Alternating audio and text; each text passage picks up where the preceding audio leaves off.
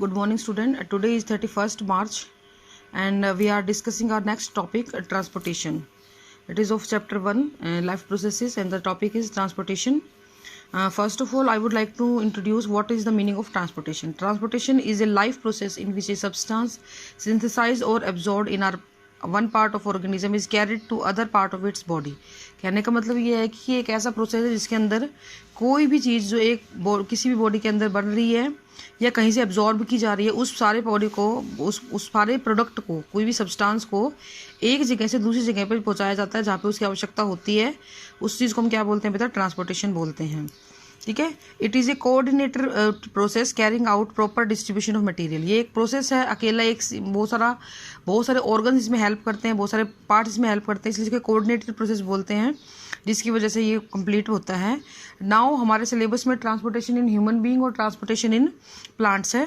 तो transportation in human being की हम लोग बात करेंगे। देखो बेटा, ट्रांसपोर्टेशन के लिए सबसे पहले हमें ये पता होना चाहिए कि ह्यूमन में ट्रांसपोर्टेशन के लिए किन किन चीज़ों की आवश्यकता होती है। तो ह्यूमन में ट्रांसपोर्टेशन के लिए सबसे ज़्यादा ज़रूरी होती है ऑक्सीजन को सप्लाई करना है, CO2 को लेके जाना है, फूड को डाइजेस्टेड फूड को यहाँ से वहाँ ले जाना है, जो हार्मोन बढ़ रहे हैं उनको उनके डेस्टिनेशन तक पहुँचाना है, जो एक्सक्रीटरी प्रोडक्ट है उनको उनके डेस्टिनेशन तक पहुँचाना है। तो इस तरीके से hormone, enzymes, oxygen, carbon dioxide, इन सभी चीज़ों को एक जगह से दूसरी जगह ले जाने के लिए हमें ट्रांसपोर्टेशन की आवश्यकता पड़ती है। इसका मतलब ये है कि the material transported from one point to another as a result of pressure gradient. अगर हम बात करें कि ये चलता कैसे है, ये मूव कैसे करता है, तो ये मूव कैसे करेगा बेटा? जितने भी मटेरियल हैं वो प्रेशर ग्रेडियंट या प्रेशर डिफरेंस की वजह से एक जगह से दूसरी जगह पे मूव कर जाते हैं। जहाँ उनकी कमी होगी वो अपनी हाई कंसंट्रेशन से लो की तरफ मूव करना शुरू कर जाएंगे। ठीक है। Now we will come to the discussion about the type of circulatory system. In human there are two type of circulatory system. First, blood vascular system, and second is the lymphatic system. Blood vascular system and lymphatic system. First of all we will discuss the blood vascular system. In the blood vascular system, that which is vascular system का मतलब आप थोड़ा सा समझ लीजिए। Vascular system का मतलब होता है एक ऐसा सिस्टम जिसके अंदर बहुत सी ट्यूब्स हैं which are full of fluids. उसमें कोई भी फ्लूइड भरा हुआ है। अगर हम प्लांट्स की बात करेंगे तो वहाँ पे पानी हो सकता है, मिनरल हो सकते हैं, उसमें घुले हुए फूड हो सकते हैं। ह्यूमन की बात करेंगे तो यहाँ पे हम ब्लड की बात कर सकते हैं, लिम्फ की बात कर सकते हैं। तो एक ऐसा, इसीलिए इसको वैस्कुलर सिस्टम बोला गया है, जिसमें कुछ ट्यूब्स होती हैं जिनके अंदर कुछ मटीरियल है जो फ्लूइड भरा हुआ है, और वो फ्लूइड ही हेल्प कर रहा है चीज़ों को यहाँ वहाँ ले जाने के लिए। अगर हम ह्यूमन के ब्लड वेस्कुलर सिस्टम की बात करें तो नाम से आप समझ रहे होगे, इट कंसिस्ट ऑफ ब्लड। इसमें ब्लड होगा। ब्लड कौन में क्या क्या, ब्लड वेस्कुलर सिस्टम में ब्लड तो होगा ही होगा, इसके अलावा और भी बहुत से ऑर्गन है जो उसको हेल्प करेंगे, like heart, blood vessels. Heart का मतलब क्या है आपका, जो मतलब कि पंपिंग मशीन जिसको आप बोलते हो, उसको हम आगे एक्सप्लेन करेंगे। ब्लड में आपके आएंगे इसके कंपोनेंट्स। ब्लड वेसल्स में हमारे पास 3 होती हैं, आर्टरी, वेन और capillaries. So first of all we will discuss about the blood. What is blood? It is a mobile reddish color fluid that circulate in blood vessel in human body. ये एक लाल रंग का खून है, fluid है जो कि सर्कुलेट करता है हमारी पूरी बॉडी के अंदर। ये क्या क्या सप्लाई करता है बेटा? ये सप्लाई करता है न्यूट्रिएंट्स को, ये ऑक्सीजन को सप्लाई करता है, CO2 को रिमूव किसको करेगा? वेस्ट प्रोडक्ट और CO2 को। इसके अलावा एंजाइम और हार्मोन्स भी ये सप्लाई करता है। Now there is a flow chart which shows the component of the blood. आप इसको कॉम्पोनेंट ऑफ ब्लड के नाम से भी जान सकते हो। ब्लड को हमने 2 हिस्सों में बांटा है, प्लाज्मा और formed element. Plasma pale yellow in colour, it is formed of water, dissolved gases, waste material, hormone, enzyme and nutrients.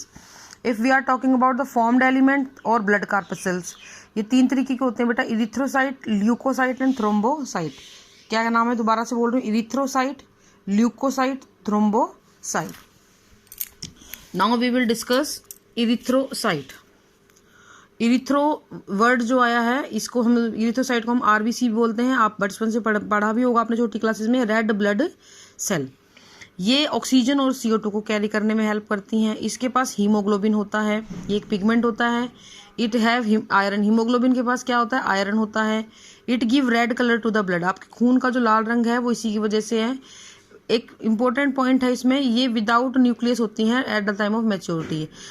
RBC जब बनती है तो ये विदाउट न्यूक्लियस उसमें कंटेन करती है, लेकिन जैसे जैसे ये मैच्योर होती है इसका न्यूक्लियस रिमूव हो जाता है। Now leucocyte are the WBC, they are also known as the soldier of the cell. Soldier of the cell क्यों बोलते हैं? क्योंकि हमें विभिन्न प्रकार के इन्फेक्शन से ये हमें बचाती है। लाइक अगर कोई बैक्टीरिया का या कोई वायरस का इन्फेक्शन होता है तो ये पूरी हेल्प करती है हमारे इन्फेक्शन को प्रिवेंट करने में। नेक्स्ट है thrombocyte, it is known as platelets, it help in the clotting of blood, blood clotting में ये हेल्प करती है। Now there are certain functions of blood circulation, क्या क्या फंक्शन होते हैं? सबसे पहला, ये एक बफर की तरह काम करती है, ये हमारे ब्लड की बॉडी pH को मेंटेन करे रखता है। It help in transportation of digested food, ये खाने के ट्रांसपोर्टेशन में हेल्प करती है। ग्लूकोज को लीवर से मसल तक लेके जाती है। एक्सक्रीटरी वेस्ट को रिमूव करने कैरी करती है। हार्मोन को कैरी करती है उनके टारगेट ऑर्गन तक। बॉडी टेम्परेचर को मेन करती है by distributing the excess heat.